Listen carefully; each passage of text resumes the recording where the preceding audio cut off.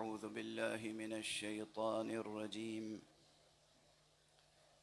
بسم الله الرحمن الرحيم. الحمد لله رب العالمين،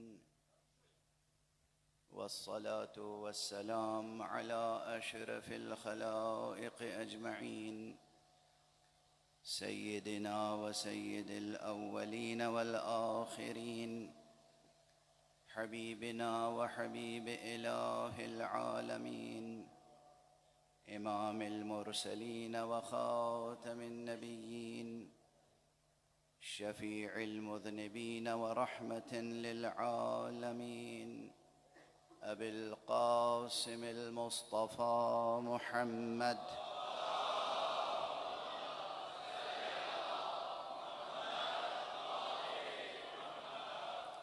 وعلى أهل بيته الطيبين الطاهرين الهداة المهديين المعصومين المظلومين، واللعنة الدائمة على أعداء الحق والدين. أما بعد، فقد قال الله تعالى عز اسمه في محكم كتابه ومتقن خطابه: بسم الله الرحمن الرحيم. ولقد أرسلنا موسى بآياتنا أن أخرج قومك من الظلمات إلى النور وذكرهم بأيام الله إن في ذلك لآيات لكل صبار شكور. صدق الله العلي العظيم.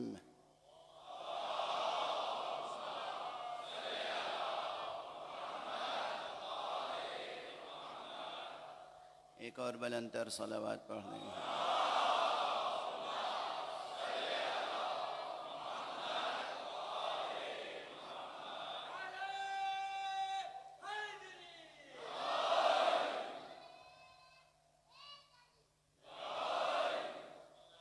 قرآن حکیم کے سورہ مبارکہ ابراہیم کی 5ویں آیت ہے، جس پر غالباً آج یہ میری 5ویں مجلس ہے. سورہ ابراہیم، ابراہیم بت شکن. یہ سورہ از اول تا آخر اپنی ایک ایک آیت میں نہ جانے کتنے مضامین اور کتنی حکمتیں اور کتنے معارف سموئے ہوئے ہیں. حضرت امام زین العابدین علیہ الصلاۃ والسلام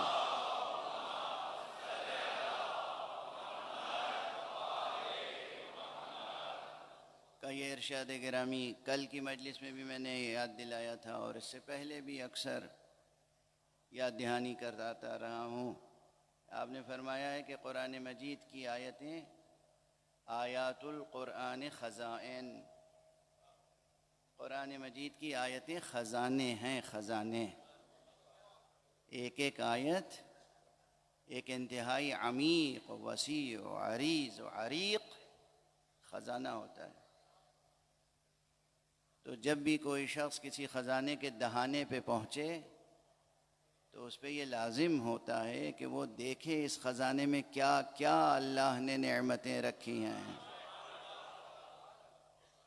تو تدبر فی القرآن کے سلسلے میں اور تفکر فی القرآن کے سلسلے میں یہ ایک رہنما ارشاد ہے ہمارے چوتھے امام علیہ السلام کا. قرآن مجید پڑھیں. میں اکثر عرض کرتا ہوں، قرآن مجید جس قدر جتنا بھی روزانہ پڑھ سکیں پڑھیں، اپنے وظیفے میں رکھیں.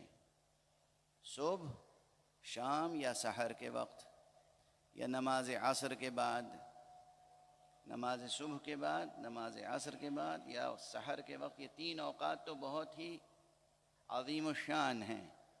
یہ وہ اوقات ہیں کہ جب قرآن مجید انسان آداب قرآن کے ساتھ باوضو ہو کر عشق الہی کے ساتھ تلاوت کرتا ہے تو اللہ سبحانہ و تعالی، وہ عربی جانتا ہو یا نہ جانتا ہو، اس تلاوت کرنے والے کے قلب پر نورانیتوں کی چھوٹ پڑتی رہتی ہے۔ کوئی صحبت قرآن سے بے فیض نہیں اٹھتا۔ یہ ممکن نہیں ہے کہ کوئی قرآن حکیم کو اپنے سامنے کھول کر رکھے، محبت کے ساتھ، یقین کے ساتھ تلاوت کرے اور اسے کچھ حاصل نہ ہو۔ یہ ممکن نہیں ہے۔ جو لوگ یہ کہتے ہیں ان کی رائے سے میں متفق نہیں ہوں۔ بہت سے حضرات بحث کرتے ہیں کہ قرآن، ایک تو بہت بڑے عالم ہیں، میں اس وقت نام نہیں لینا چاہتا ان کا، عالم ہیں وہ، لیکن وہ کہتے ہیں کہ اس طرح سے قرآن مجید پڑھنا کہ انسان ترجمے سے بالکل واقف نہ ہو اور تفسیر سے واقف نہ ہو، یہ باطل ہے۔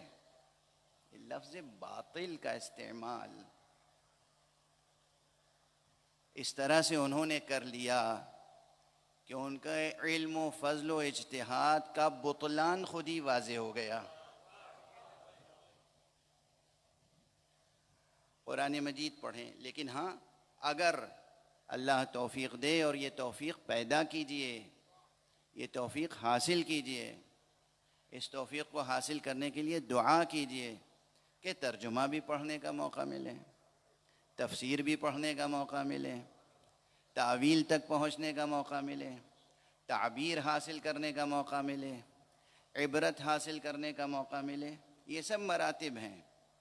قرآن مجید سے عبرت کس طرح حاصل کی جاتی ہے، قرآن مجید سے اعتبار کیسے حاصل کیا جاتا ہے، یہ ایک علیحدہ موضوع ہے مستقل، جس پر کسی صاحب فضل نے ابھی تک مستقل طور پہ قلم نہیں اٹھایا ہے۔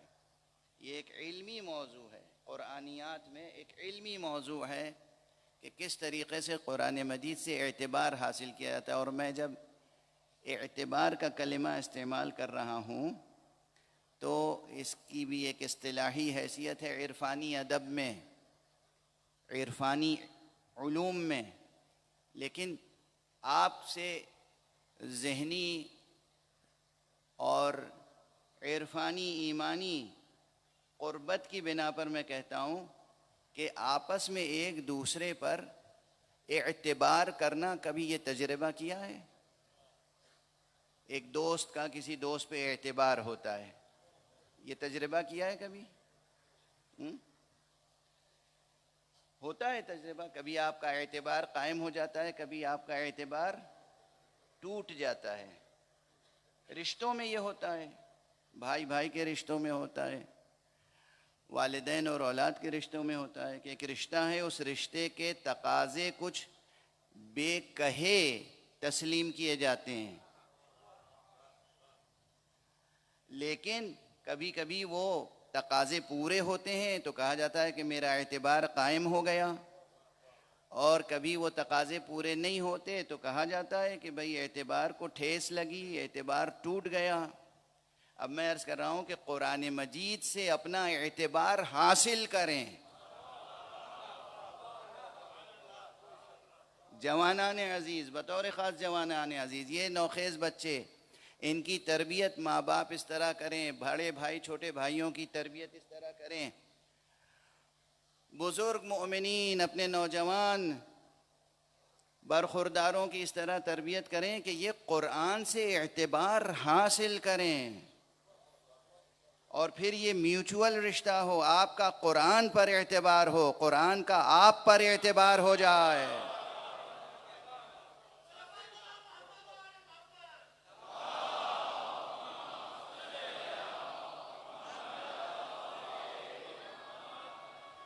جن کے درمیان جن تلاوت کرنے والوں کے قسمیں ہیں، خود حدیث میں یہ مضمون آیا ہے کہ رب تال للقرآن والقرآن یلعنہ، کتنے قرآن مجید کی تلاوت کرنے والے ہیں جن پر قرآن لعنت کرتا ہے۔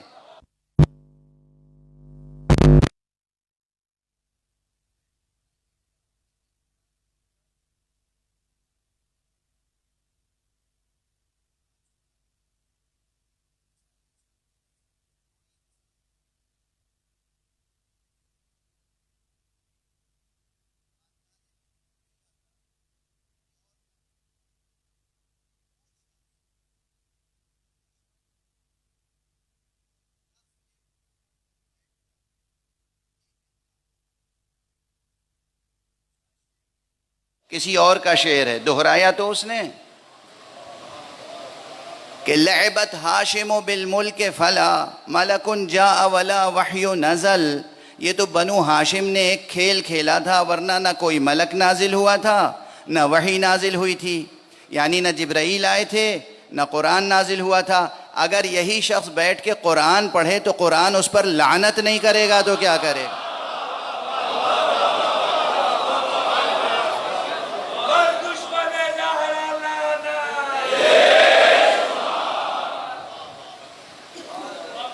ساری امت مل کے اس کی مغفرت کے لیے دعا کرتی رہے، تمام اموی فقہا اس کے لیے رحمت اللہ تعالی علیہ کہتے رہیں،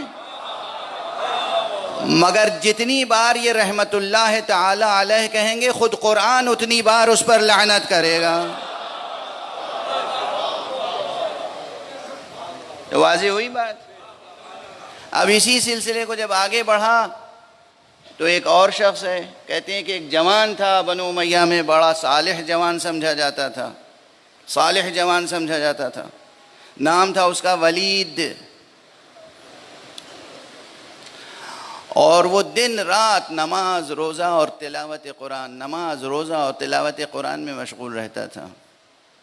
لیکن جس دن جیسے ہی اس کے باپ کی آنکھیں بند ہوئیں اور اسے اطلاع ملی کہ تخت حکومت اسے مل گیا ہے، اب وہ ہو گیا ہے حاکم، خلیفۃ المسلمین، اس نے قرآن مجید کو بند کیا اور یہ کہہ کے بند کیا، خدا حافظ، یہ میرا آخری رابطہ تھا آپ سے۔ عبارتیں اس کے اصل الفاظ تاریخ کی کتابوں میں موجود ہیں۔ اور اس کے بعد جو ظلم و ستم کا سلسلہ شروع ہوا امت مصطفیٰ پر، امت قرآن پر، اہل بیت پر، عامت الناس پر، کوئی اس کو ظلم ستم سے نہیں بچا۔ ایک مرتبہ کسی موقع پر انہوں نے قرآن مجید سے تفاعل کے لیے قرآن اٹھایا اور اس میں وہ آیت نظر آئی جو سرکشوں کی سزا کے لیے تھی۔ انہوں نے قرآن مجید کو پارا پارا کر کے 2 شعر کہے اور کہا کہ روز محشر خدا کے سامنے گواہی دینا کہ میں نے تجھے پارا پارا کیا ہے۔ یہ ہے بنو امیہ کی نسل سے ہونے والے امراء مملکت اور خلفاء کی سیرت۔ میں اس سے زیادہ پڑھنا نہیں چاہتا ہوں اس موضوع پر۔ ایسے افراد جب قرآن پڑھ رہے ہوں گے تو قرآن ان کے ساتھ کیا سلوک کر رہا ہوگا؟ وہ قرآن پڑھ رہے ہوں گے، قرآن ان پر لعن کر رہا ہوگا۔ تو قرآن مجید سے وہ رشتہ قائم کیجئے کہ قرآن کا آپ کے اوپر اعتبار قائم ہو جائے، قرآن کا آپ کے اوپر اعتبار قائم ہو جائے اور آپ کا قرآن پر اعتبار قائم ہو جائے۔ بہت بڑی عرفانی سیر و سلوک کی بحث کو سمیٹ کر نچوڑ کر ایک جملے میں عرض کر رہا ہوں، جب انسان قرآن مجید سے اعتبار حاصل کر لیتا ہے اور اس کا اعتبار قرآن پر قائم ہو جاتا ہے، تب اس کی زبان میں یہ تاثیر پیدا ہوتی ہے کہ ایک مرتبہ بسم اللہ کہہ دے تو کن فیکون کا معجزہ ہو جاتا ہے۔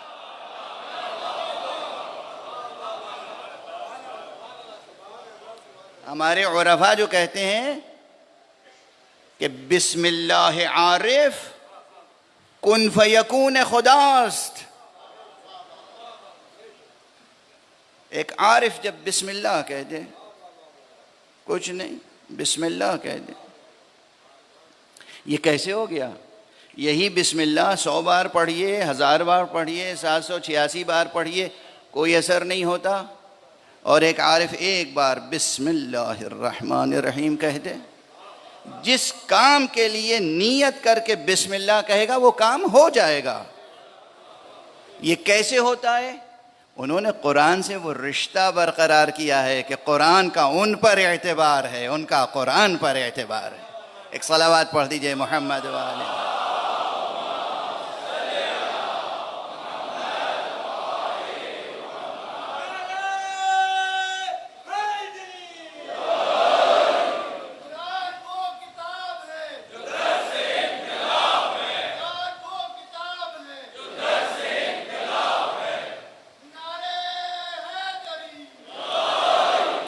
دنیا نے دیکھے ہوں یا نہ دیکھے ہوں ایسے افراد، میں نے اپنی آنکھوں سے دیکھے ہیں۔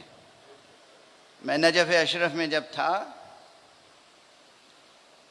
تو اللہ نے یہ توفیق دی تھی کہ میں نے حضرت امام خمینی رضوان اللہ تعالی علیہ کی دستبوسی کی ہے انہی لبوں سے.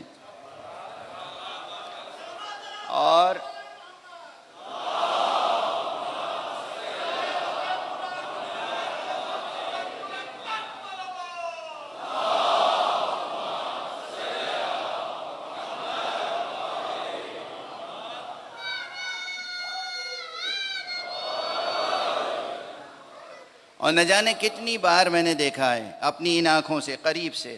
جیسے یہ بچے میرے پاس بیٹھے ہیں اور میں موجود ہوتا تھا اور وہ گھر سے تشریف لاتے تھے, بازاروں سے گزرتے تھے, تنہا بس ایک شخص ان کے ساتھ ہوتا تھا پیچھے پیچھے. عموماً جو ہوتا ہے نا کہ تقریباً ایک حلقہ ہوتا ہے, حالانکہ وہ وہاں سیاسی پناہ گزین تھے اور دنیا کی بڑی حکومتیں سب ان کی دشمن تھیں, شاہ ایران ان کا دشمن تھا, لیکن جب کوئی ان کے ساتھ چلتا بھی تھا تو وہ بڑی محبت سے پہلے کہتے تھے اور پھر تنبیہ کے انداز سے ذرا سخت لہجے سے کہتے ہیں, بھائی جائیے آپ اپنا کام کیجئے, مطالعہ کیجئے, درس پڑھیے, بے فرمائید. اور اس کے بعد وہ تنہا حرم تشریف لے جاتے تھے. اور دستور ان کا یہ تھا, جتنے دن وہ نجف اشرف میں رہے, تقریباً 14-15 سال, کہ آندھی آئے, طوفان آئے, بارش ہو, کچھ ہو, مگر وہ اپنے وقت پر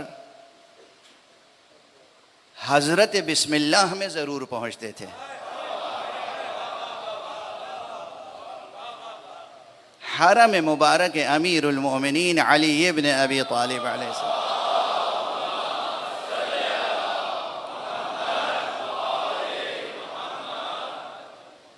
شہید مرحوم ان کے بڑے بیٹے جو خود فقیہ تھے, باپ کی موجودگی میں صاحب نظر تھے, فقہ میں اور عرفان میں, اور صاحب سیر و سلوک تھے, اور اس روحانی بلندی و منزلت پر تھے کہ گویا زیر گنبد امیر المومنین ان کی قبر ہے. جو منارہ ہے, داخل ہوتے ہیں جب آپ حرم امیر المومنین میں تو 2 سنہرے منارے ہیں بہت بلند ایوان طلع میں, تو اس میں جب داخل ہو رہے ہوں آپ, سامنے زری ہو تو داہنی طرف جو گنبد ہے, جو منارہ ہے, اس کے اندر ان کی قبر ہے. شہید سید مصطفیٰ خمینی رضوان اللہ تعالی علیہ, ان کا خود بیان ہے, سید احمد نے بھی اس کی تصدیق کی, بعد میں یہ سب چھپی ہوئی چیزیں بھی ہیں, انٹرویوز کی شکل میں بھی موجود ہیں, کہ وہ اپنے والد سے کہتے تھے کہ آج موسم بہت خراب ہے, آپ چاہیں تو اپنے گھر کے اوپر بالا خانے سے زیر آسمان جا کے زیارت کر سکتے ہیں امیر المومنین السلام کی.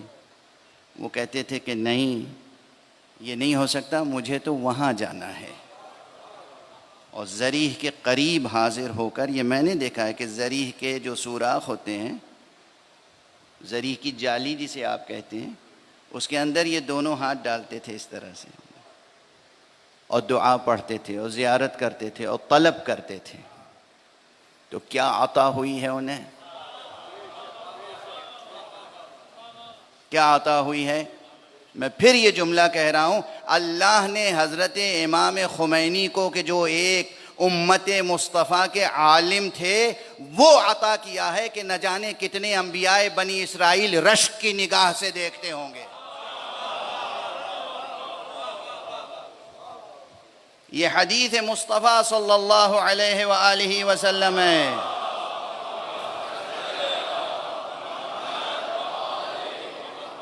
کہ علماء امتی کا انبیاء بنی اسرائیل, میری امت کے علماء انبیاء بنی اسرائیل کے مانند ہیں. میری امت کے علماء انبیاء بنی اسرائیل کی مانند ہیں, ان کے مثل ہیں. جو لوگ نہیں رکھتے معرفت خود اپنے علماء کی, وہ معصوم کی معرفت کیا پیدا کریں گے؟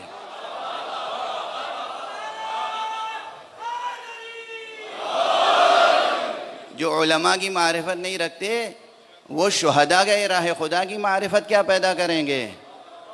اور شہداء اور علماء سے موازنہ کرنے کے لیے خود میزان حدیث پہ معصوم رکھیں.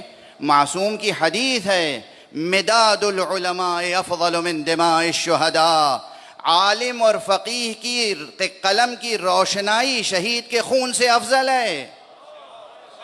انکار کر دیجئے اور پھر بحث کرتے رہیے۔ بہرحال گفتگو تو یہ تھی کہ میں نے اپنی ان آنکھوں سے ایسے افراد دیکھے ہیں کہ جن کی بسم اللہ اعجاز کن فیکونی رکھتی تھی، چاہے وہ آیت اللہ العظمیٰ سید خمینی رضوان اللہ تعالی علیہ ہوں یا ان کے بیٹے سید مصطفیٰ رضوان اللہ تعالی علیہ، یا اور اس قبیل کے بہت سے علماء ہیں جن کو اس فقیر نے اپنے بچپن میں دیکھا ہے، سنا ہے، اور ان کے سامنے زانو ادب تہ کیا ہے، ان کی دستبوسی کی ہے، قدم بوسی کی ہے، اور ان سے کسب فیض کرنے کی اپنی سی ایک کوشش کی ہے۔ اس لیے آپ حضرات کے سامنے پورے اعتماد سے عرض کرتا ہوں، قرآن سے رشتہ مضبوط کریں اور دیکھیں کہ کیسے مضبوط ہوتا ہے۔ یہ جو آیت میں گزارش کر رہا ہوں، وَلَقَدْ أَرْسَلْنَا مُوسَىٰ بِآيَاتِنَا، ہم نے یقیناً موسیٰ کو بھیجا اپنی نشانیوں کے ساتھ، اپنے معجزات کے ساتھ، اپنی آیتوں کے ساتھ۔ ان اخرج قومک من الظلمات الی النور، کہ موسیٰ اپنی قوم کو ظلمتوں سے نور کی طرف نکالو۔ کل کی مجلس بھی ظاہر اسی شہر میں ہوئی تھی، تو بہت سے حضرات متوجہ رہے ہوں گے کہ میں نے وہاں کیا گزارش کی ہے، تو اس لیے ایک تسلسل بیان ہے، اس مطلب کو دہرانا مقصود نہیں ہے، اس سے آگے گفتگو کو بڑھانا مقصود ہے۔ یہ ایک پروسیس ہے جوانان عزیز، بزرگان محترم، یہ ایک پروسیس ہے کہ کس طریقے سے ظلمتوں سے نکل کے نور کی طرف جانا ہے، اور وہ بھی اس نور کی طرف جہاں ظلمت کا ایک ذرا بھی اختلاط یا امتزاج نہ ہو، نور خالص، نور مطلق کی طرف نکل کر جانا، یہ ہے مقصود حیات۔ اصل مقصود حیات یہ ہے، مقصد زندگی یہ ہے۔ تکویناً بھی زندگی بنائی اس طرح ہے حق سبحانہ و تعالی نے، زندگی کہتے ہی اسے ہیں کہ اگر ظلمتیں چھٹتی جائیں اور نورانیت بڑھتی جائے تو وہ ہے زندگی، اور اگر نورانیت نہ بڑھے اور تاریکی بڑھتی چلے جائے تو وہ زندگی نہیں، وہی عین موت ہے، وہی ہلاکت ہے۔ لفظ موت اور ہلاکت میں بھی میں تو فرق کرتا ہوں، ہر مر جانا ہلاکت نہیں ہے۔ عشق خدا میں، عشق نبی میں، عشق اہل بیت میں مر جانا بھی ہلاکت نہیں، شہادت ہے۔ اور یہ بھی کوئی شاعرانہ مضمون نہیں ہے، یہ بھی کوئی زور خطابت میں میرا کوئی جذباتی بیان نہیں ہے، حدیث مصطفیٰ صلی اللہ علیہ وآلہ وسلم۔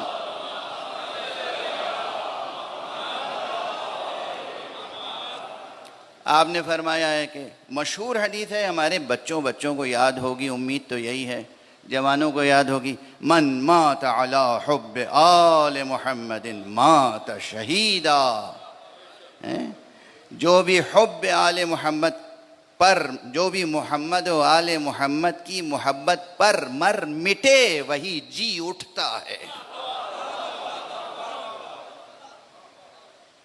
یہ حدیث مصطفیٰ ہے، اور اس حدیث مصطفیٰ کو صرف شیعہ محدثین نے نہیں نقل کیا ہے، علماء اہل سنت نے بھی خوب نقل کیا ہے اور اچھی سندوں کے ساتھ نقل کیا ہے۔ تو موت اور ہلاکت میں بھی فرق ہے، لیکن حیات حقیقت میں وہ ہے، زندگی حقیقت میں وہ ہے کہ جہاں زندگی میں ہمیشہ تاریکیاں کم ہوتی چلی جائیں، نورانیت بڑھتی چلی جائے۔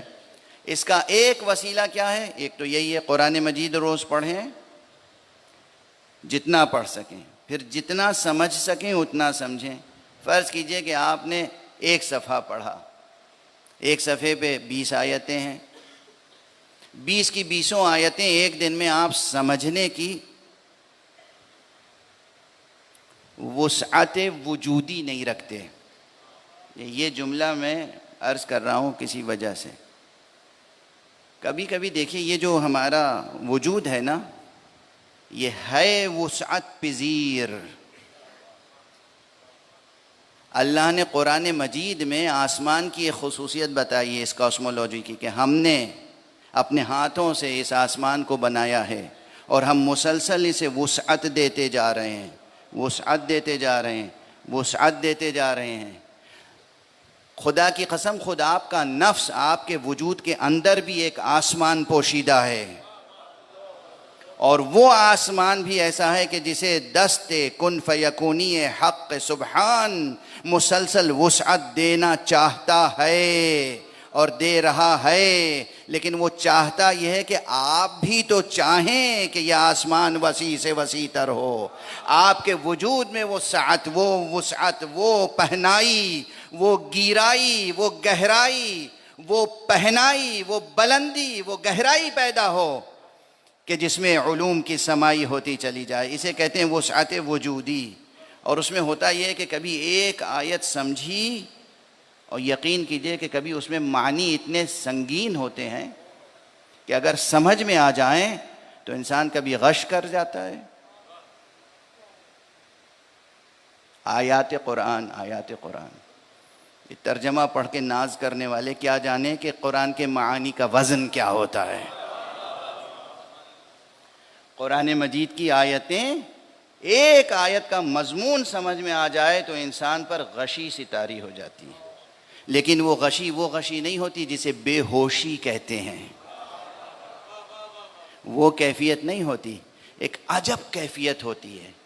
یہ جسم کمزور ہو جاتا ہے، لاغر ہو جاتا ہے، تھوڑی دیر کے لیے محسوس ہوتا ہے کمزوری آ گئی ہے، لیکن روح قوی ہوتی چلی جاتی ہے. روح قوی ہوتی چلی جاتی ہے. روح کے بار کو اس وقت یہ جسم اٹھا نہیں پاتا ہے. تو مصلی پر جب تلاوت کرتا ہے انسان تو اس سے پھر اٹھا نہیں جاتا ان قدموں سے جب تک کہ فرشتے آ کے سہارا نہ دیں اس کو. یہ قرآن مجید کی تلاوت کے تجربے ہیں جو عرض کر رہا ہوں. قرآن مجید میں تفکر، تدبر، کبھی چہرے کا رنگ بدل جائے گا، آنکھوں کا رنگ بدل جائے گا، جسم کمزور ہو جائے گا جب کوئی آیت سمجھ میں آ جائے گی کہ کیا بات کہی ہے. اس کی دلیلیں خود قرآن مجید میں موجود ہیں. سورہ مبارکہ حشر پڑھ لیجئے. سورہ مبارکہ حشر میں قرآن مجید کے وزن کا تذکرہ ہے یا نہیں ہے؟ لو انزلنا هذا القرآن على جبل لرأيته خاشعا متصدعا.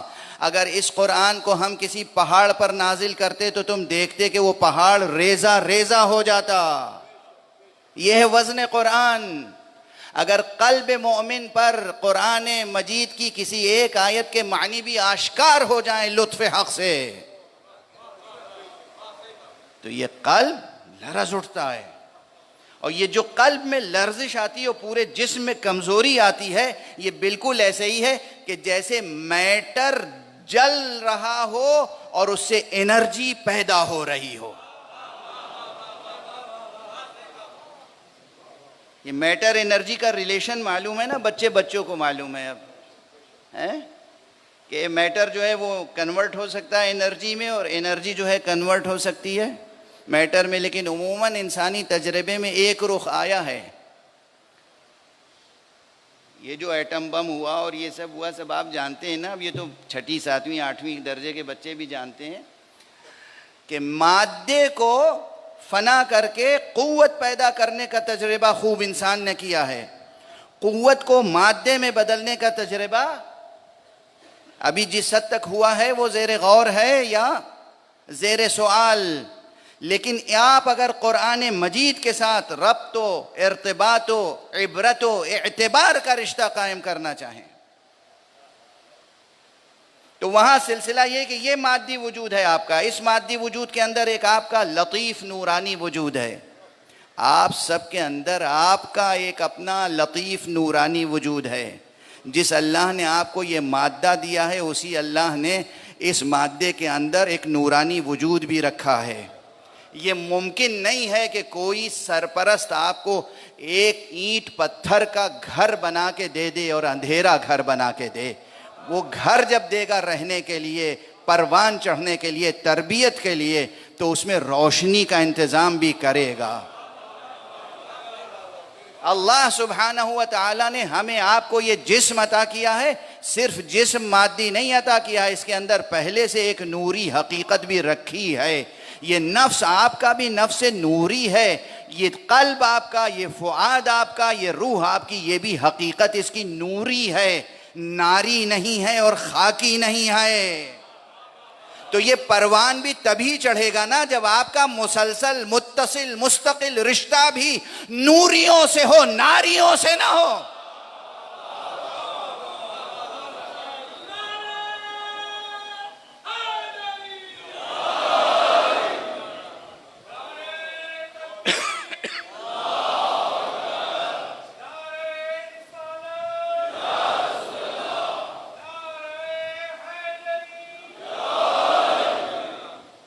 ایک اور صلوات پڑھ دیں محمد.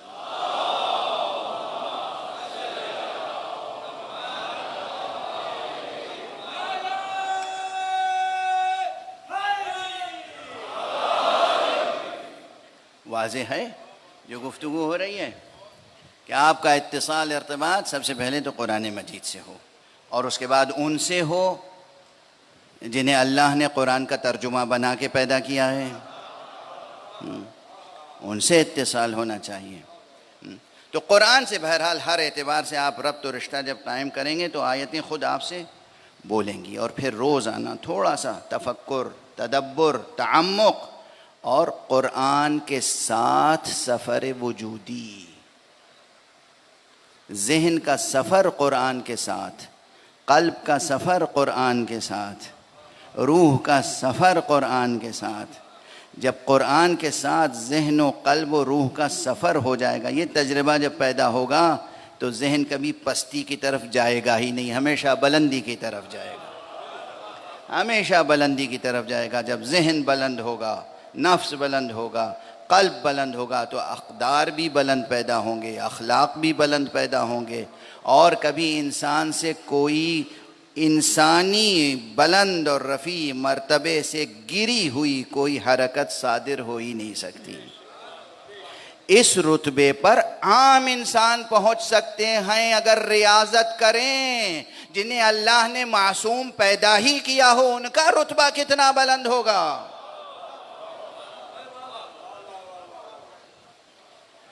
جو لوگ انبیاء اور ائمہ علیہم الصلاۃ کی عصمت کے قائل نہیں ہیں نا، میں تو بس یہ سمجھتا ہوں کہ انہوں نے اپنی زندگی میں کبھی کسی شریف انسان کی زندگی کا معیار دیکھا ہی نہیں ہے.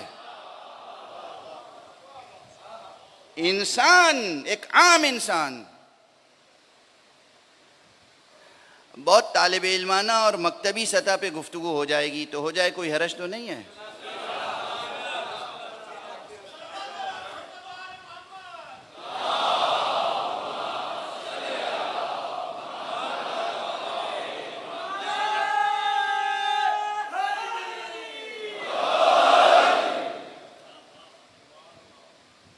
چند بڑے گناہ ہیں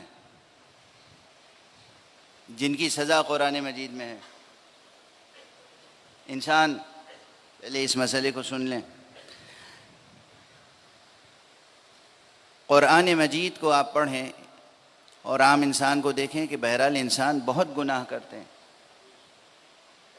گنتی بتا سکتے ہیں؟ کچھ آئیڈیا ہے، اندازہ شمار کتنے گناہ کرتے ہوں گے یہ انسان؟ سینکڑوں میں، ہزاروں میں، لاکھوں میں؟ میرا خیال ہے اس سے بھی زیادہ، کروڑوں میں. انسان طرح طرح کی غلطیاں کرتا ہے، طرح طرح کی لغزشیں، خطائیں، سہو، نسیان، عمدن خطائیں اور انواع و اقسام. اللہ کتنا رؤوف و رحیم ہے. پورے قرآن مجید میں کتنی غلطیاں یا گناہ ایسے ہیں اسپیسیفکلی جن کی اللہ نے کیٹیگوریکلی ایک سزا بتائی ہے.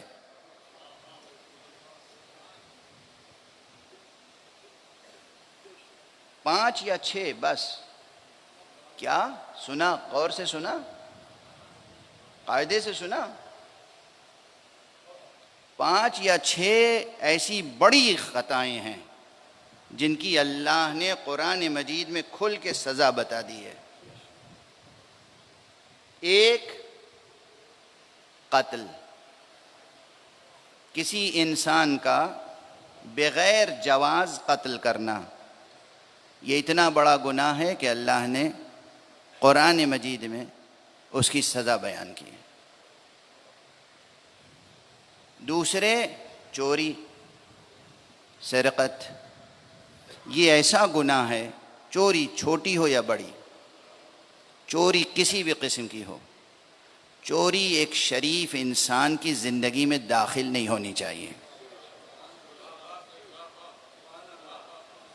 چوری، اس کی ایک سزا مقرر ہے اپنے شرائط کے ساتھ. تیسرا بڑا گناہ وہ ہے ناموس انسان کی بے حرمتی. یہ میں ممبر کی زبان ایسی استعمال کر رہا ہوں کہ بالغ سمجھ جائیں، اور نابالغ بچے جن کو سمجھانا اس وقت مقصود نہیں ہے وہ نہ سمجھیں. یہ ہماری تہذیب ہے، وہ الگ مغربی تہذیب ہے جو نابالغوں کو بالغوں کے احکام بتاتے ہیں. یہ ہماری تہذیب ہے کہ ہم حدیں مقرر کرتے ہیں کس کو کس وقت کون سی بات بتانی ہے. تو تیسری بات یہ ہے کہ ناموس انسانی کی بے حرمتی. یہ اتنی بڑی سزا ہے، اتنا بڑا گناہ ہے کہ قرآن مجید میں سزا مقرر ہے. چوتھی سزا وہ یہ ہے کہ ناموس انسانی کی خود بے حرمتی نہیں کی، بلکہ کسی اور کو ناموس انسانی کی بے حرمتی کا الزام لگا دیا. یہ بھی اللہ کو پسند نہیں ہے. اللہ اکبر، اللہ اکبر. سمجھ رہے ہیں کیا نفاست ہے، کیا لطافت ہے، کیا طہارت کا معیار ہے، کیا حفظ ناموس انسانی کا معیار قدرت نے مقرر کیا ہے. جوانان عزیز، بزرگان محترم، سمجھ رہے ہیں کیا عرض کر رہا ہوں؟ کسی بھی انسان پر ناموس انسانی کی بے حرمتی کا الزام لگایا تو قرآن کہتا ہے اس کو سزا دو اگر اپنے الزام کو ثابت نہ کرنے پائے. ٹھیک ہے. پانچواں اور بہت بڑا ایک گناہ کیا ہے؟ عام مفسرین اور فقہا جو کہتے ہیں وہ سمجھیں اور خدا کے ہاں جواب دیں گے جا کے کہ انہوں نے کیوں وہ رائے قائم کی. میں عرض کر رہا ہوں سورہ مبارکہ مائدہ ہی میں آئے تھے. ساری دنیا جب سوچ رہی تھی، سوال کر رہی تھی کہ ٹیررزم کی ڈیفینیشن کیا ہے، اس کی سزا کیا ہے. یہ آج کل کی اس صدی کا ایک سب سے بڑا مسئلہ ہے نا. اس صدی کا سب سے بڑا مسئلہ دنیا والوں نے ٹیررزم بنا دیا ہے. اور یہ عوامی مسئلہ نہیں، یہ ہے حکومتی مسئلہ. دنیا کی جو بڑی بڑی حکومتیں ہیں، ٹیررزم انہی کے زیر سایہ پروان چڑھتا ہے. وہی پیدا کرتے ہیں، وہی سرپرستی کرتے ہیں. تو اب وہ ایک واقعہ رونما ہوا، 9/11 کا واقعہ بہت مشہور ہے، سب نے اس کی مذمت کی. لیکن یونائٹڈ نیشنز میں 3 دن کی کانفرنس ہوئی. سارے اخبارات میں اور سارے میڈیا کے جتنے شعبے ہیں سب نے رپورٹ کیا اسی زمانے میں کہ ٹیررزم کی ڈیفینیشن مقرر کی جائے اور ٹیررزم کی سزا مقرر کی جائے. یونائٹڈ نیشنز کے معنی سمجھتے ہیں آپ؟ یعنی ساری دنیا کی بڑی ذہانتوں کا مجمع، ہر ملک سے، ہر قوم سے، ہر ملت سے، ہر نیشن سے، ہر قومیت سے بڑے بڑے ذہین، پڑھے لکھے، ذمہ دار نمائندے وہاں منتخب ہوتے ہیں. تو 3 دن تک خوب گہما گہمی رہی، اور اس کے بعد جب کہ وقت کی ضرورت تھی کہ وہ مسئلہ حل ہو، مگر پھر اعلان یہ ہو گیا کہ یہ 3 دن کی کانفرنس متفق نہیں ہو سکی کہ ٹیررزم کی دراصل ڈیفینیشن کیا ہے۔ اچھا، جب ڈیفینیشن ہی پہ متفق نہیں ہو سکی تو جو چیز ڈیفائن نہ ہو اس کی سزا آپ کیسے مقرر کریں گے؟ دیکھ رہے ہیں انسانوں کے ساتھ و انسانی معاشرے کے ساتھ کیا مذاق ہوتا ہے، کس طرح مذاق ہوتا ہے۔ اسی وقت اتفاق سے میں نیو یارک گیا ہوا تھا، اور میرے ایک بہت عزیز دانشمند اور اہل خیر دوست، پروردگار انہیں سلامت رکھے اور خوب توفیقات میں اضافہ فرمائے، ڈاکٹر رضوان کاظمی صاحب ابھی حیات ہیں، پروردگار عمر خضر عطا فرمائے، انہوں نے اپنی طرف سے ایک خصوصی مجلس منعقد کی۔ آیت اللہ خوئی رضوان اللہ تعالی علیہ کے طرف سے جو وہاں ایک بہت بڑا مؤسسہ ہے امام الخوئی سینٹر، اس میں، اور وہاں اس فقیر نے قرآن مجید کی ایک آیت کی روشنی میں ڈیفینیشن بھی بیان کی ٹیررزم کی اور اس کی سزا بھی بیان کر دی،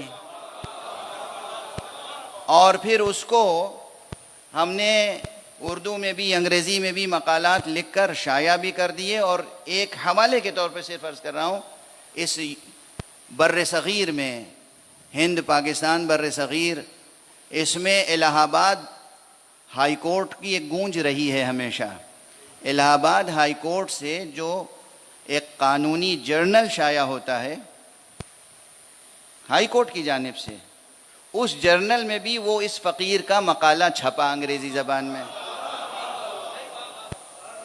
اور اس کے بعد بہت سے ہائی کورٹ کے اور سپریم کورٹ کے ججز کے فون آئے کہ صاحب یہ تو آپ نے بڑی روشنی دکھا دی ہے، وہ بھی قرآن مجید کی آیت سے کہ ٹیررزم کسے کہتے ہیں اور اس کی سزا کیا ہو سکتی ہے۔ تو قرآن مجید میں یہ 5 تو سب سے بڑے گناہ ہیں، آپ کو گنا دیے میں نے، اور گناہ کتنے کرتے ہیں ہم؟ بے شمار گناہ کرتے ہیں۔ وہ لطف الہی ہے کہ وہ ہمارے ہر چھوٹے بڑے گناہ پر سزا نہیں دیتا، سزا دینے کا کسی اور کو اختیار بھی نہیں دیتا۔ میرا بندہ ہے، مجھ پہ چھوڑ دو، تم کون ہوتے ہو؟ توبہ کا دروازہ ہمیشہ کھلا رکھتا ہے، استغفار کا دروازہ ہمیشہ کھلا رکھتا ہے۔ دیکھی آپ نے رأفت، رحمت، ربوبیت۔ ماں باپ، بچے کتنی شرارتیں کرتے ہیں، ہر شرارت پر سزا دیتے ہیں؟ کتنی شرارتیں ایسی ہیں کہ جس میں ماں باپ مسکراتے ہیں۔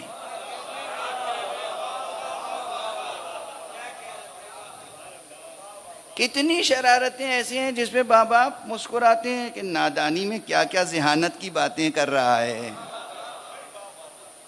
اور ہمارے یہاں ہاں کچھ بڑی ایسی شرارتیں ہیں جن پہ پھر سزا روک ٹوک سب ہوتی ہے۔ تو پروردگار عالم کا نفوس انسانی کو تربیت کرنے کا ایک اپنا انداز ہے۔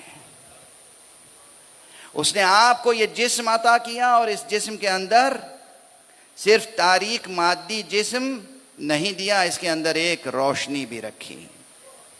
وہ جو روح ہے وہ آپ کی روشنی ہے، آپ کے اندر جو نفس ہے وہ بھی روشن نفس عطا کیا ہے آپ کو اللہ نے، اور اس کے بعد کہا ہے کہ یہ ہر انسان کو ملا ہے یہ۔ اب یہ میں نے آپ کو گنا دیے بڑے بڑے گناہ، اور اس کے بعد ایک سوال کرتا ہوں جو میں نے کہا تھا کہ ذرا گفتگو، یعنی میں کوشش کر رہا ہوں کہ مقام ممبر سے جو بیان کا معیار ہے وہ قائم رہے۔ کوئی بھی انسان جا رہا ہو، آپ اسے دیکھ کے کہہ سکتے ہیں کہ یقیناً اپنی زندگی میں اس نے ضرور قتل کیے ہوں گے؟ کہہ سکتے ہیں؟ حق ہے آپ کو؟ حق ہے؟ نہیں ہے۔ یعنی یہ مفروض ہے کہ ایک انسان قتل کیوں کرے گا؟ نہیں کرے گا۔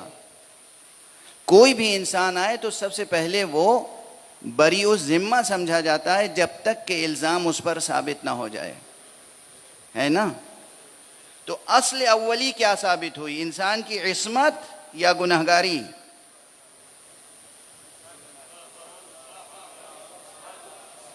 واضح ہے جو بحث عرض کر رہا ہوں۔ کوئی بھی انسان ہو، آپ جج بن کے بیٹھ جائیں، کوئی بھی انسان لے آیا جائے، کالا ہو، گورا ہو، چھوٹا ہو، بڑا ہو، کہا جائے یہ قاتل ہے، جج کیا کہے گا؟ کہہ دے گا بس سن کے قاتل ہے۔ عدالت میں کل چلتے کیوں ہیں مقدمے؟ ثابت تو ہو کہ یہ جرم اس سے سرزد ہوا یا نہیں۔ یہ جو تقاضا ہے عدالت کا، ثابت کرو کہ اس سے جرم سرزد ہوا۔ اس کے معنی یہ ہے کہ نظام الہی ایسا ہے کہ انسان سے جرم سرزد نہیں ہونا چاہیے۔ مفروض یہ ہے، متوقع بات یہ ہے، توقع اس کی ہے کہ اس سے جرم سرزد نہیں ہوا ہوگا۔ ایک عام انسان کی بات کر رہا ہوں، ٹھیک ہے؟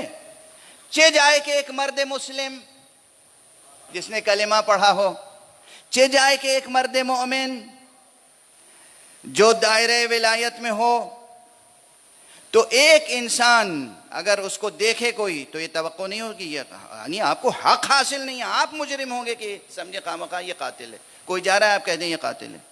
کوئی جا رہا ہے اور آپ اس پہ الزام لگا دیں۔ تو ابھی میں بتا چکا ہوں کہ ناموس انسانی کی بے حرمتی کا الزام لگانا بھی اتنا بڑا جرم ہے کہ آپ کے اوپر سزا ہے۔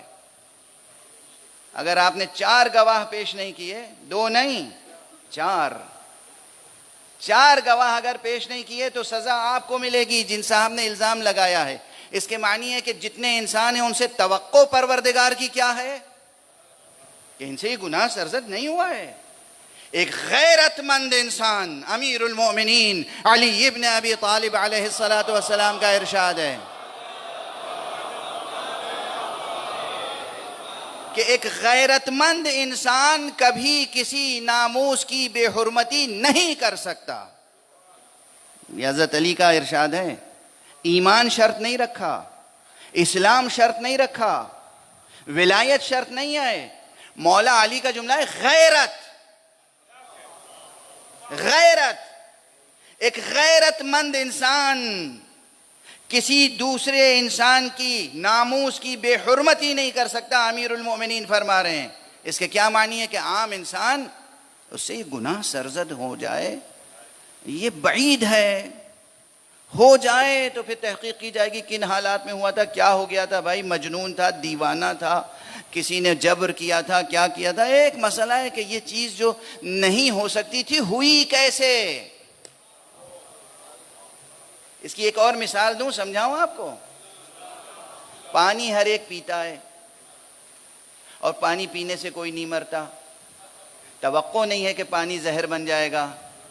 اگر کہیں پانی ایک گھونٹ پی کے کوئی مر جائے تو ساری دنیا تحقیق کرے گی یہ ہوا کیا تھا، اس پانی سے زہر کا فائدہ کیسے اٹھائے گا، اس پانی میں زہر کی تاثیر کیسے پیدا ہوئی، یہ تحقیق طلب مسئلہ ہوگا۔ اسی طرح ایک انسان سے یہ گناہ سرزد کیسے ہوا، یہ تحقیق طلب مسئلہ ہے۔ اس لیے کہ انسان کو انسان بنایا کس نے ہے؟ انسان کو انسان بنانے والا وہ اللہ ہے جو خود معصوم ہے۔ اللہ کو اللہ بنایا اس نے ہے جو خود معصوم ہے۔ اللہ معصوم ہے، اللہ بے خطا ہے، اللہ پاک ہے، اللہ طاہر ہے، اللہ عظیم ہے۔ اس نے جو چیز بنائی اس میں طہارت ہے، نفاست ہے، عظمت ہے، اور سب سے نفیس چیز جو اس پوری کائنات میں بنائی وہ انسان ہے۔ کیسے ممکن ہے کہ اللہ کے بنائے ہوئے انسان سے گناہ سرزد ہو جائے؟ اس لیے سارا عدالتی نظام ہے، تحقیق تو کرو اس نے کیا بھی ہے جرم یا نہیں، اس سے قتل سرزد ہوا یا نہیں، اس سے یہ گناہ سرزد ہوا یا نہیں، اس نے چوری کی یا نہیں، چوری کی تو کن حالات میں کی۔ مشہور واقعات ہیں۔ چور لایا گیا امیر المومنین علی ابن ابی طالب علیہ السلام کے پاس،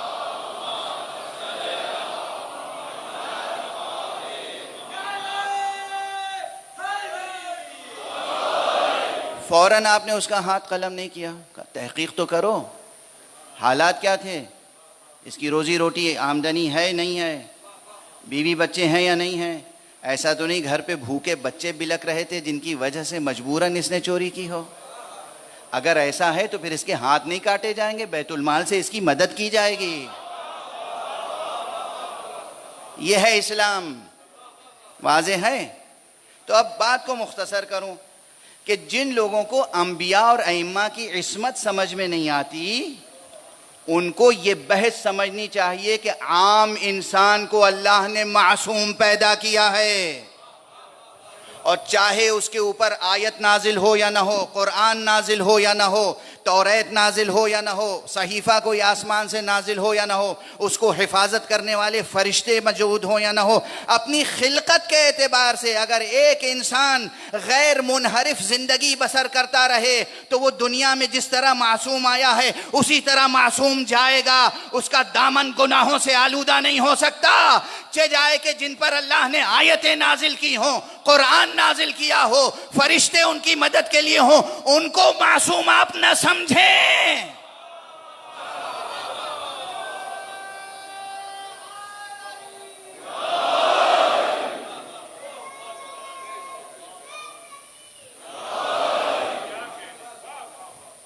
واضح ہوئی کس بلندی پہ گفتگو ہے، اور واضح ہوئی ان کی جو کہتے ہیں اسلام میں سب سے خطرناک نظریہ یہ ہے کہ 12 اماموں کی معصوم ہونے کا نظریہ، اس سے بڑا خطرناک کا لفظ ہے، سب سے خطرناک نظریہ اسلام میں جو انٹروڈیوس کیا گیا وہ عصمت کا نظریہ ہے۔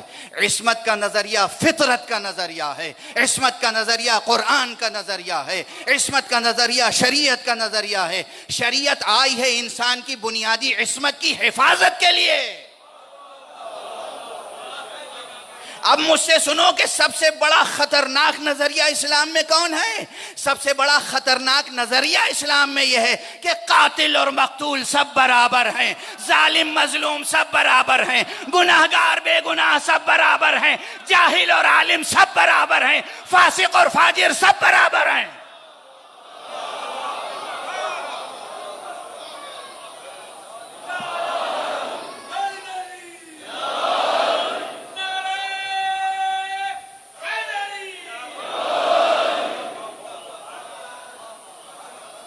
یہ وہ برابری کا نظریہ ہے جس نے ملت اسلامیہ کے چہرے کو روح سیاہ بنا دیا۔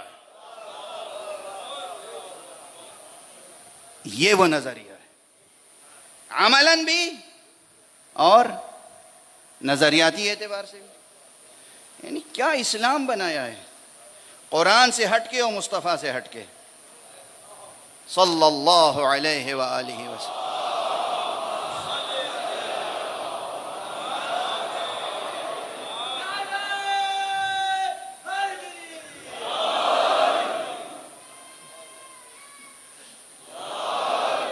ہمارے یہاں کچھ لوگ اب ادھر ادھر بعض ملکوں سے پلانٹ کیے جا رہے ہیں جو بظاہر ہم میں سے ہیں، اور وہ یہ آواز اٹھا رہے ہیں یہ عصمت کا نظریہ کہاں سے آ گیا۔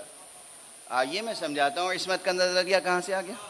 اگر آپ کی والدہ نے خطا نہیں کی ہے تو آپ بھی معصوم ہیں۔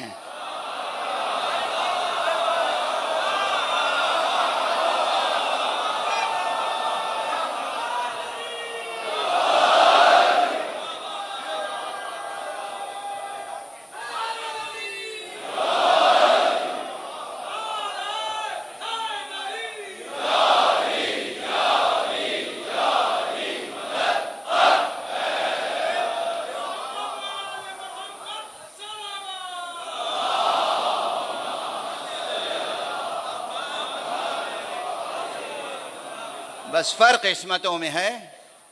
ایک عصمت وہ ہے کہ جو عام انسان کی عصمت اللہ کی خدا داد عصمت ہے کہ اگر وہ انسانی قدروں پہ زندگی بسر کرتا چلا جائے اور انحراف نہ کرے تو اس سے کوئی بڑا گناہ سرزد نہیں ہو سکتا۔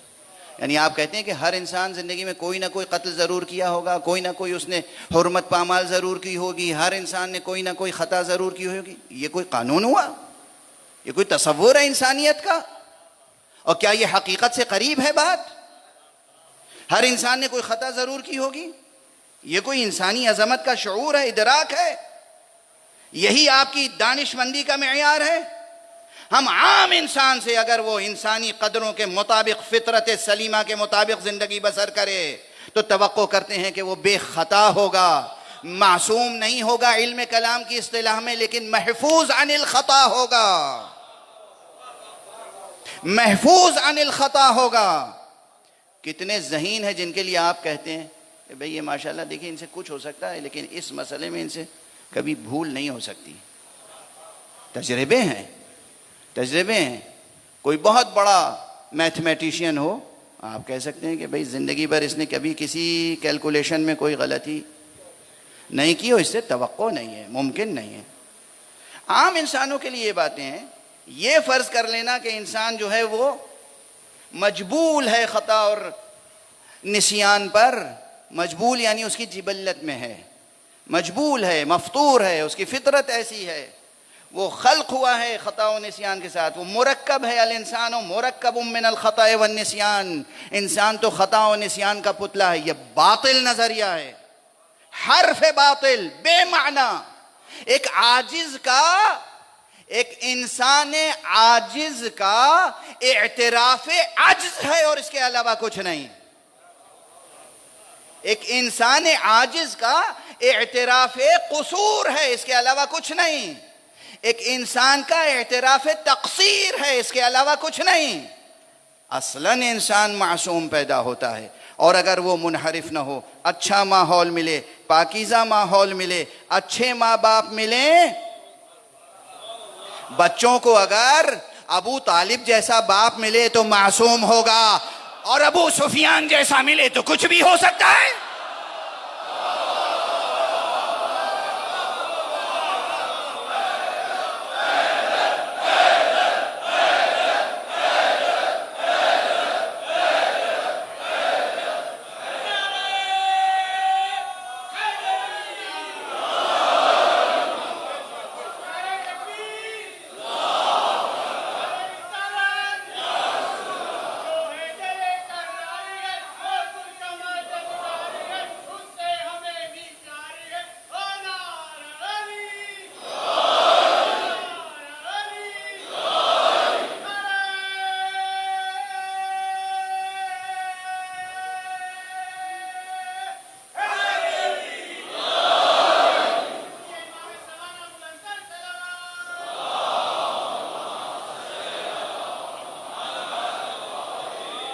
خدا کی قسم تاریخ بشریت میں اللہ نے جناب ابو طالب جیسی شخصیتوں کو نبوت ظاہری نہ دے کر، امامت ظاہری نہ دے کر، ولایت ظاہری نہ دے کر یہ احسان کیا ہے تاکہ انسان کے سامنے عظمت انسانی کا منارہ قائم رہے.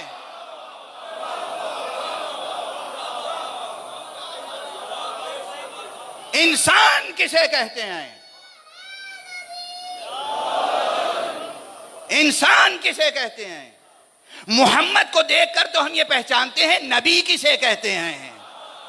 رسول کو دیکھ کر تو ہم یہ سمجھتے ہیں رسول کسے کہتے ہیں. علی کو دیکھ کر یہ ہم سمجھتے ہیں امام کسے کہتے ہیں.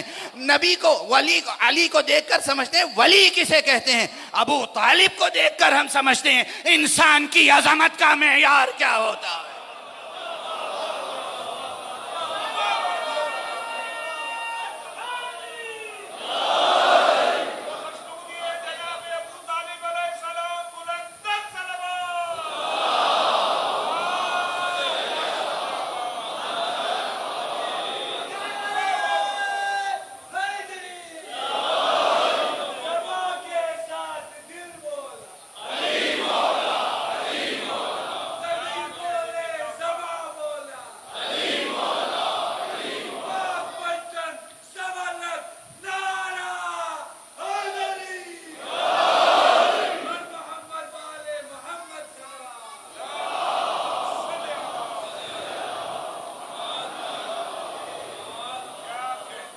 وحی آئے اور انسان بت کو سجدہ نہ کرے یہ الگ بات ہے.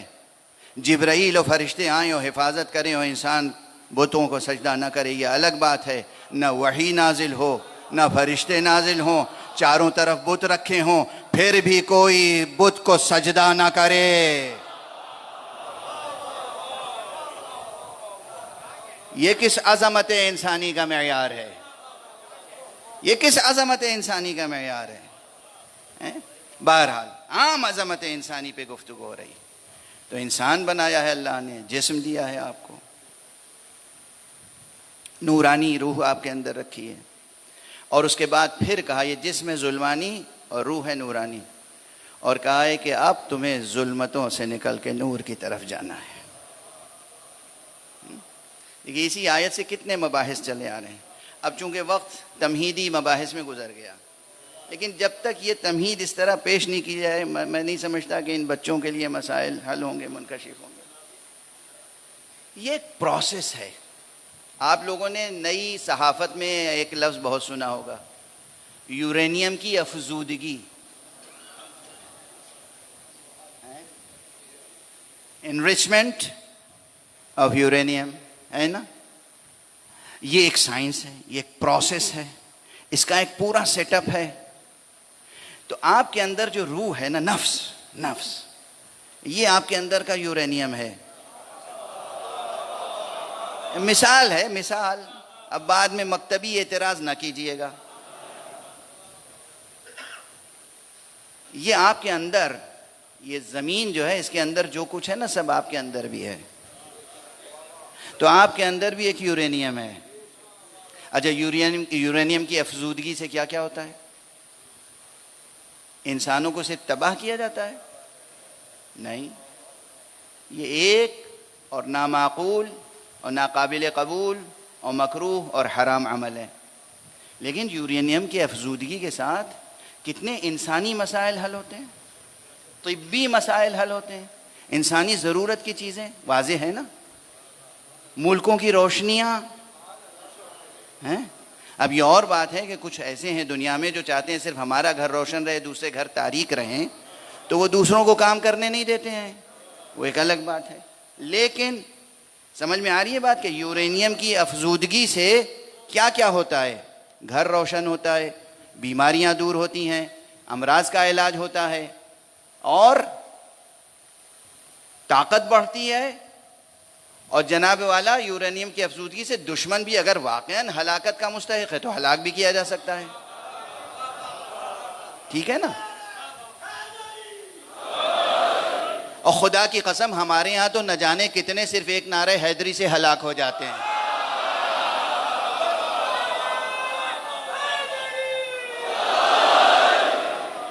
اس میں کسی شک کی گنجائش نہیں۔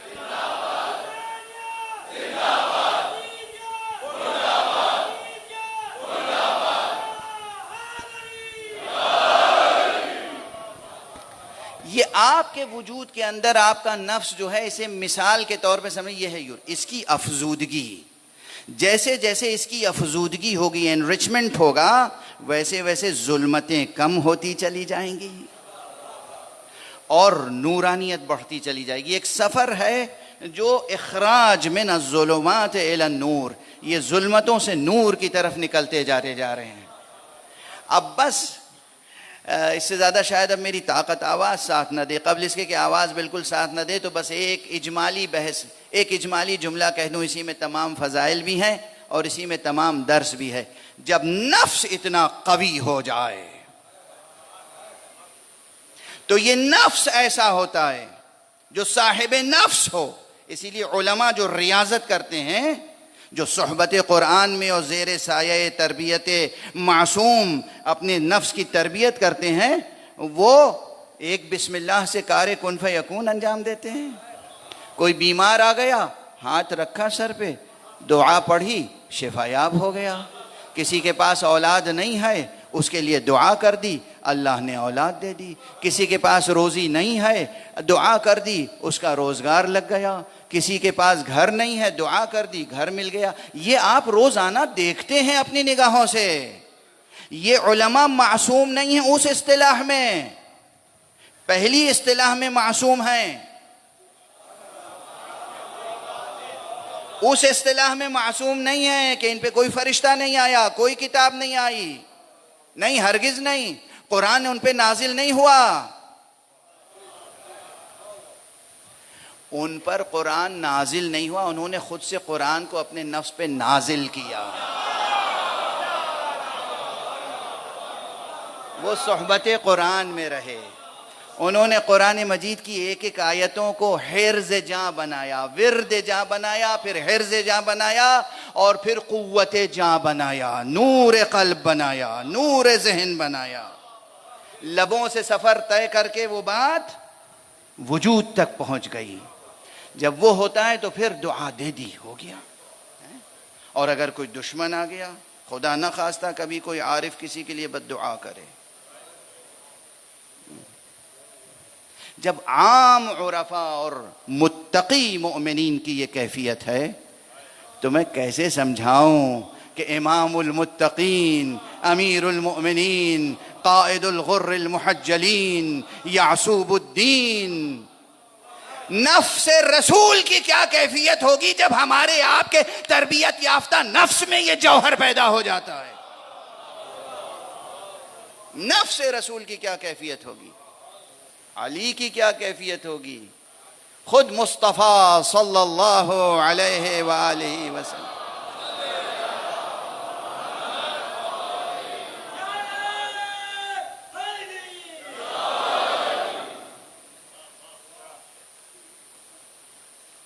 اس گفتگو کو یہیں روک لیتا ہوں، وقت گزر گیا، اس سے زیادہ طاقت نہیں ہے جسم میں کہ گزارش کروں، یہیں روک لیتا ہوں.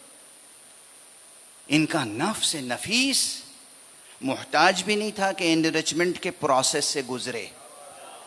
یہ سب ہمارے لیے ہے، یہ جو پروسیس ہے نفس کے انریچمنٹ کا، یہ ہمارے لیے ہے، عام انسان کے لیے. یہ معصومی اللہ کی حجتیں. اب تصور کیجئے، بغیر مصائب پڑھے ہوئے آنکھوں سے آنسو بہتے ہیں اور سر و سینہ پیٹنے کا دل چاہتا ہے انسان. جو اس پروسیس سے گزرنے کے محتاج نہ تھے، صرف ہمیں پروسیس سے گزرنے کا طریقہ سکھانے کے لیے مصیبتوں پہ مصیبتیں برداشت کرتے رہے. کیا احسان ہے، انسانیت پر کیا احسان ہے. غور فرمانے آپ، توجہ ہے اس حقیقت کی طرف. مصطفیٰ صلی اللہ علیہ وآلہ وسلم، انسان کامل، معصوم اکمل، ذخیرہ عصمت الہی، نبوت کی حقیقت جس ذات میں منحصر، وہ جب زبان سے کہے ما اوذی نبی قط فی اللہ کما اوذیت، غالباً یہی عبارت صحیح بخاری میں غالباً، یا اس کے نسخوں میں جو شروح میں ہیں، ما اوذی نبی قط فی اللہ کما اوذیت، کسی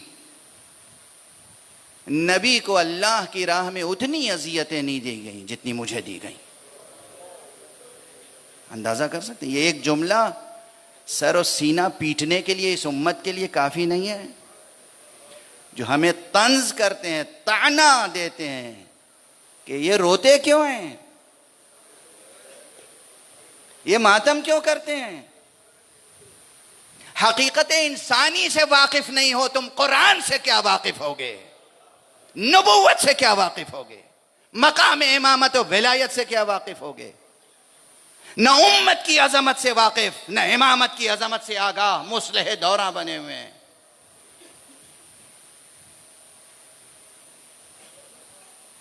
کس طینت کے بنے ہوئے ہیں یہ لوگ. نبی کا یہ ارشاد، ما اوذی نبی قط کما اوذیت، کسی نبی کو وہ اذیت نہیں دی گئی اللہ کی راہ میں جو مجھے دی گئی. اور کیسی کیسی اذیتیں دی گئیں. بس آج 13 محرم ہے، آج آپ کے سر و سینہ پیٹ کے رونے کے لیے بس ایک روایت کافی ہے. ہمیں روکتے ہو رونے کے لیے، ہم جب سر پہ خاک ڈالتے ہیں تو ہمیں روکتے ہو، منع کرتے ہو. ارے جناب بی بی ام سلمہ نے خواب میں کس طرح رسول کو دیکھا تھا.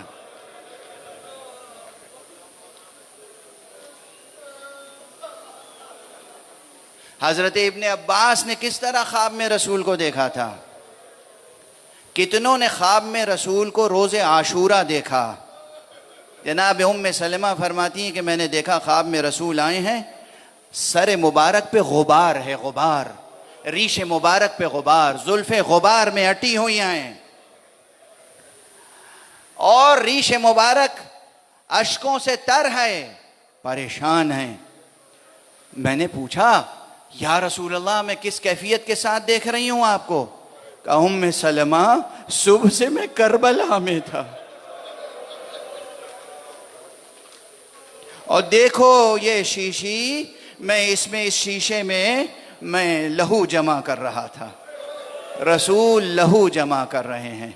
کس کا لہو؟ کبھی اصغر کا لہو، کبھی اکبر کا لہو، کبھی قاسم کا لہو، عون و محمد کا لہو، اور اس کا لہو کہ جو دل و جان پیغمبر تھا، محافظ ناموس نبوت و توحید تھا، سید الشہداء ابو عبداللہ الحسین کا لہو. رسول سر برہنہ ہو، رسول اپنے سر پہ غبار ڈالیں، ہمیں تو ماتم اور رونے سے منع کر سکتے ہو. بے معرفت حاصل کر. شقی دعا کر کے پروردگار تجھے اشقیاء کی فہرست سے نکال کر سعادت مندوں میں رکھے. یہ حسین پر رونا بھی ان اسباب میں سے ایک سبب ہے جو نفس انسانی کو انریچمنٹ کے پروسیس سے گزارتا ہے. پاک ہوتے ہیں ہمارے نفس، زرخیز ہوتے ہیں ہمارے نفس. اس عزاداری کے ذریعے سے ظلمتیں کم ہوتی ہیں، نورانیت میں اضافہ ہوتا ہے. یہ فرش عزا پر آنے والے حسین پر گریہ کرنے والوں کی آنکھوں میں جو معرفت کا نور ہے دوسرے کیا جانیں. یہ سینے پہ ہاتھ مارنے والوں کے دل جس قدر نورانی ہوتے ہیں، روشن ہوتے ہیں، دوسرے کیا سمجھ سکتے ہیں؟ نہیں سمجھ سکتے. تجربہ کہتے ہی اسے ہیں کہ جسے تجربے میں جب تک لایا نہ جائے اس وقت تک وہ بات سمجھ میں نہیں آتی. کیوں نہ گریہ ہو، رسول کیوں نہ گریہ کریں؟ جس کو رسول نے پہچنوایا ہو بار بار، ھذا حسین فاعرفوہ، یہ میرا حسین ہے اسے پہچان لو، یہ میرا حسین ہے اسے پہچان لو. کس کس طرح سے حسین کی بے حرمتی کی گئی. میں ممبر پر عموماً کوشش کرتا ہوں کہ بس نص سے روایت، اصل واقعہ نقل کر دوں.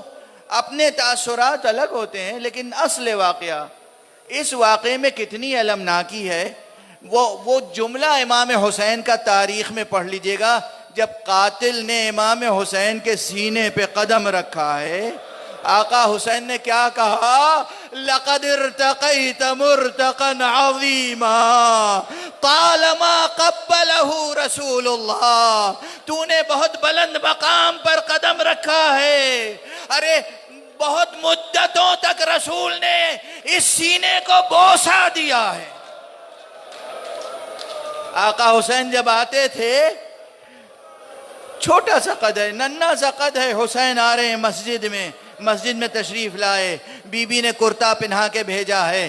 رسول اللہ نے کرتے کے بٹن دھیرے دھیرے کھولنا شروع کیے. گلوئے مبارک سے سینے تک بار بار بوسہ دے رہے ہیں، بار بار بوسہ دے رہے ہیں. طالما قبلہ رسول اللہ. اور آپ کبھی کبھی آپ کے لبوں کو اور دندان مبارک کو بوسہ دیتے تھے. آج 13 محرم ہے، نہ جانے 12 کو یا 13 کو کب یہ جرم سرزد ہوا تھا کہ کوفے میں تخت پر ایک شقی بیٹھا تھا، تخت کے نیچے سر مبارک رکھا تھا، شقی کے ہاتھ میں چھڑی تھی اور وہ چھڑی سے دندان مبارک سے بے ادبی کر رہا تھا. ایک صحابی رسول اٹھا، او شقی، میں نے اپنی آنکھوں سے دیکھا ہے رسول ان دندان مبارک کو بوسہ دیا کرتے تھے.